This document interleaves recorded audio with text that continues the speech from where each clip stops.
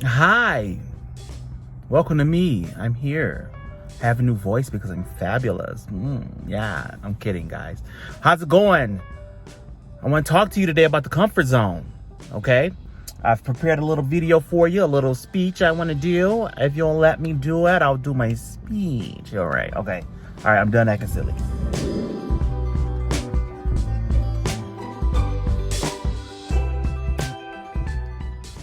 Welcome to me. I'm here. Hello, how are you? I'm great. Thanks for asking. Welcome to my channel. I'm so glad you guys are here. But I want to ask you a question, if I may. What do you think when you hear the word challenge?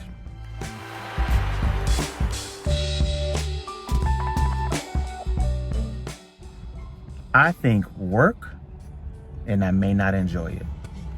In fact, don't you hate those people who always talking about they love a challenge? Oh my God. I hate when people say I love a challenge. But you know what? You know what is true about the people who say they love a challenge? Those are the people who are getting somewhere in their life. Those are the people who are accomplishing their goals, accomplishing their dreams, because they are stepping outside of their comfort zone and they are challenging themselves to do more and do better. So that's what you and I are going to do. We're going to step outside the comfort zone. We're going to challenge ourselves. I want to tell you two stories.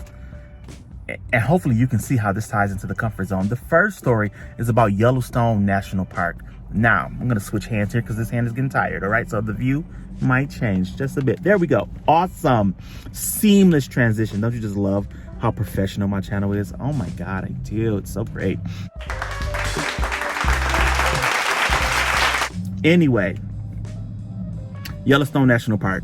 Scientists many years ago took wolves out of Yellowstone National Park to make it quote unquote safer. That's all. They didn't really think about it. They said, you know what, they probably shouldn't be here. People scared of them. They might eat somebody. Took them out the park. Well, years and years later, they thought, we should maybe have wolves here because they were here. So that meant they served a purpose, and they didn't really know what the purpose was. They hadn't studied the effects of removing the wolves. They just thought, you know what? We came here and messed this up. We want to bring it back to its natural state. So we're bringing the wolves back. And this is where things get interesting, guys. When they brought the wolves back, the game who had no predators, because they were the top of the food chain at the time. And for those who don't understand what the game is, those are animals you hunt for meat. All right. So just like a wolf want to eat a nice big something with meat on it. Right.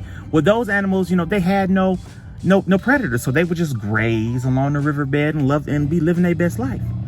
But when the wolves showed back up, they said all of a sudden the game became a little bit more alert. And they said, wait a minute, something ain't right. Something amiss. Right. They had a little fear inserted into their lives. And because of that, they started looking around. They started moving away from the riverbed. They started grazing higher up in the hills where they were less likely to be picked off by wolves. Well, when that happened, when they stopped messing up the riverbed, it got stronger. It got more firm.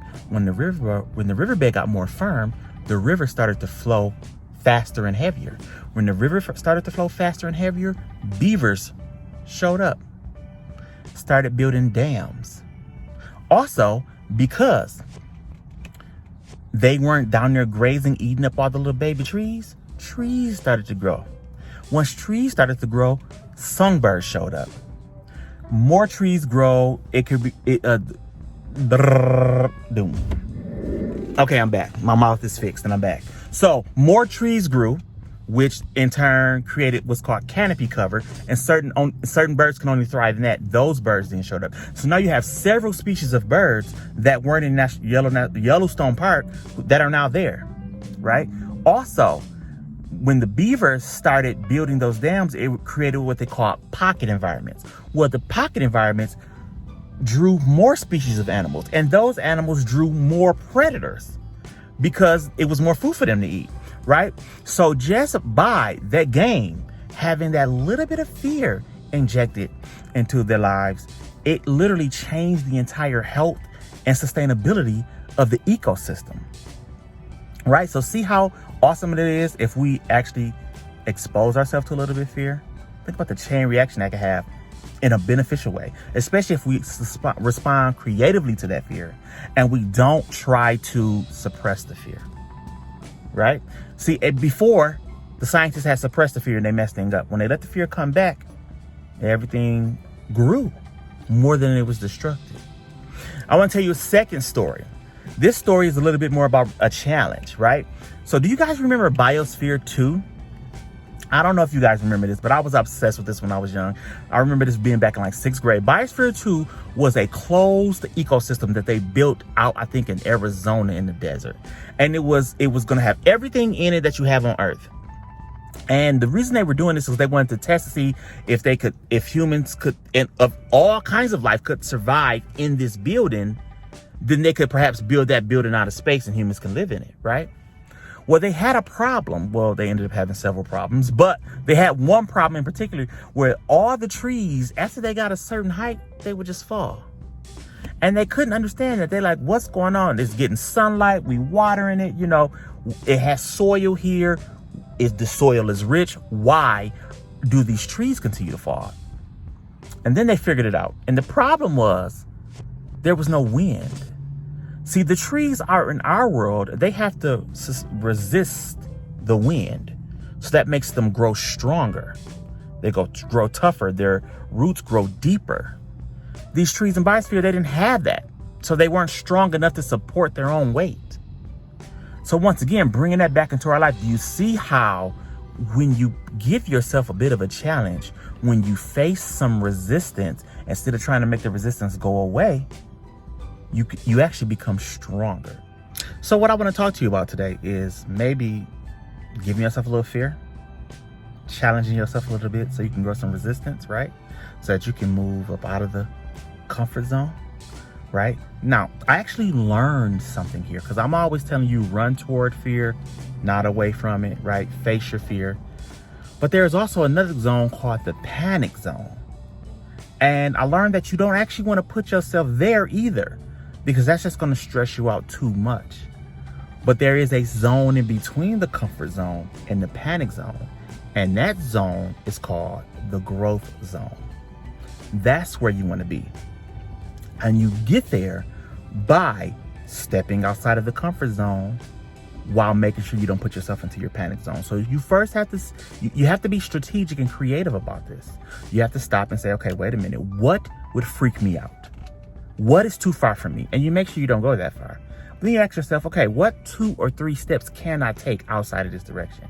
And see, what happens is the more and more you push yourself into the growth zone, the smaller and smaller the panic zone becomes, right? And then your growth zone turns into your new comfort zone.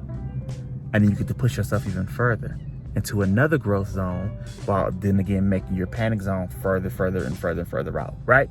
The idea here is that you can continually expose yourself slowly to things that challenge you and things that fear you and grow past them, or just grow your life. Sometimes your fear is not necessarily an anxiety-inducing fear, but maybe it's this fear of failure, right? And to give a quick lesson about that, oh God, I hope this isn't all over the place, but one thing about failure is when you're taking risks and you're taking chance, you need to focus more on the action and not the outcome. That has helped me a lot when dealing with the idea of failure. If I don't worry about the result, because sometimes you're going to fail, sometimes you're going to succeed. So actually, you don't actually worry about the result. You worry about the action. As long as you're taking the action, you're benefiting yourself. And if you take action over and over again on the same thing, you have to succeed. There's just no other way. There's just no other option. You have to. Okay, guys. So I have a few more notes here that I took that I want to go over with you on things that can help you step outside of your comfort zone. The first one is to learn to reframe your stress, right? Physiologically, or, the body, essentially the way the body reacts to stress, anxiety, nervousness, and also excitement is exactly the same. Your heart rate goes up, you start to sweat, your breath gets a little shorter. But you will notice this in life if you ever watch like the X Factor or The Voice. When the host asks them, "Are you nervous?" they will say, "I'm excited." That is reframing stress, because what they know is that, like I said just now, The body is doing the same thing in all those situations. So just reframe it. Stop calling it stress and anxiety and start calling it excitement when you're trying something new. Turn your failures into not yet, because that sets up the possibility of another try. Whereas failure, on the other hand, can sometimes signify the end of something. It mentions here challenging your beliefs, exploring alternative perspectives about things, right? It says practicing honesty is another way to come outside of your comfort zone, especially when you learn to be honest with yourself. Because being honest with yourself sometimes is one of the hugest ways to come out of our comfort zone, because a lot of times we hide the truth about us from us, right? In our comfort zone, we do not want to examine ourselves. We do not want to examine our feelings. We do not want to examine our emotions. We do not want to examine why we're doing what we're doing, because that is hard work. So it talks about practicing honesty, even as something as simple as starting to write honestly in a journal every single day. Lastly, you guys know I love quotes, so I'm going to leave you with a couple quotes. I took note on a couple quotes here. And, let's do two. Tom Bilyeu, you can follow him on Instagram. He's great as well. He says, the level of effort you tolerate from yourself will define your life. You know that's true. That's why I love it. You know that's true. The level of effort you tolerate from yourself will define your life. You know that's true. You know that's true. Nelson Mandela says, may your choices reflect your hopes and not your fears. That's it, guys. Thank you for watching. I hope you have enjoyed this. I hope this has inspired you to step outside of your comfort zone. Leave a comment down below and tell me what thing you are going to do to step outside of your comfort zone, to challenge your fear a little bit. You know, it seems like everything on this channel comes back to the topic of fear. Fear is ruining everything for you. So I want you to fear less. I don't want you to be fearless. I want you to fear less. Thank you for watching. Share this with whoever you think could benefit from it. Leave a comment below. Tell me how this video has benefited you. Tell me some topics you would like me to cover. Also, as well, I'm into that. Give me some suggestions in the comments down below. Give this video a like if you found it entertaining or beneficial in any way, please. I really, really would appreciate that. I decided I wanted to start telling you guys something else real quick. I want to remind you that your worth is undeniable, period. Your worth is not determined by any outside factors. You are born. You are a child of God. You have worth. That is it. I want you to own it and claim it, because that is your birthright. Own your worth, because it is yours. No one can take it away. Nothing changes its value. I think I said it. I love y'all. Take care. Live life. Live now with passion and purpose. Until the next time. Bye-bye.